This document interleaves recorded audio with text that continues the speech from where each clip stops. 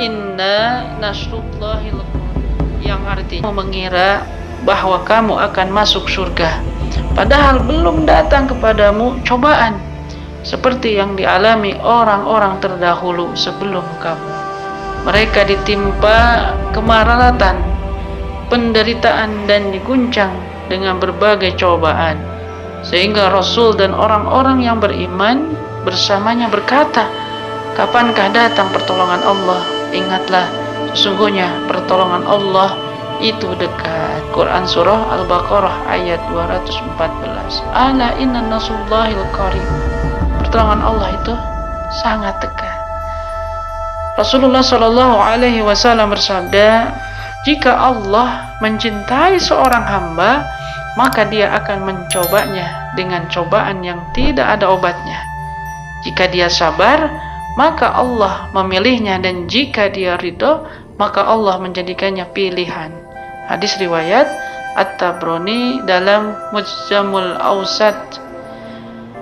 Bapak, Ibu, Saudaraku yang dirahmati Allah, jadi bagaimana sikap kita dalam menghadapi sebuah ujian?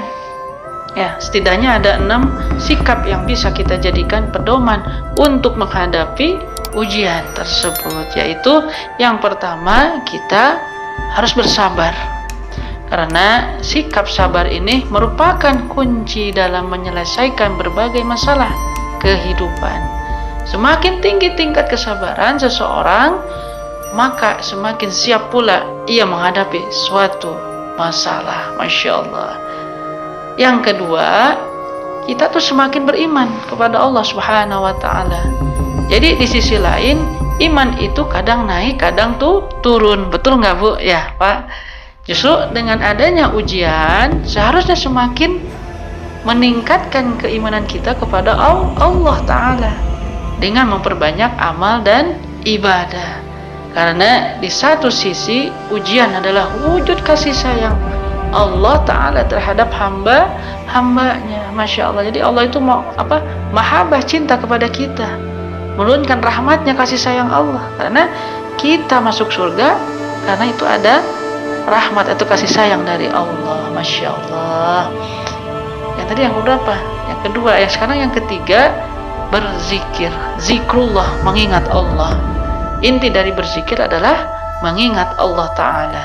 Jika mengingat Allah Ta'ala, maka seorang hamba akan dilapangkan dadanya, bahkan lebih lapang dari dunia dan seluruh yang ada di dalamnya.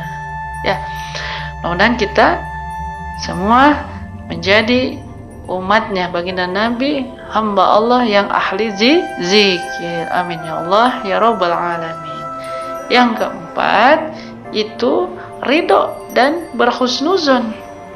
Rasulullah Shallallahu Alaihi Wasallam bersabda, Rasul bahwa itu menjanjikan siapa yang ridho terhadap ujian yang menimpanya, maka Allah Ta'ala akan ridho terhadapnya.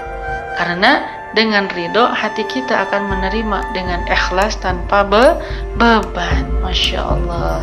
Yang kelima, jadi bagaimana sikap kita dalam menghadapi sebuah ujian itu? Ini yang kelima, bermuhasabah, introspeksi diri.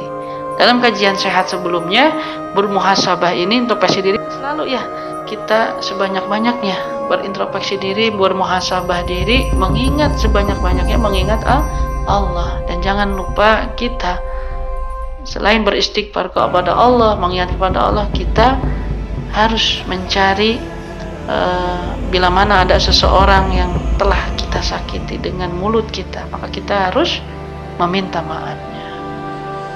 Yang keenam, yang terakhir, bagaimana sikap kita dalam menghadapi ujian. Yang keenam ini yaitu berikhtiar mencari solusi.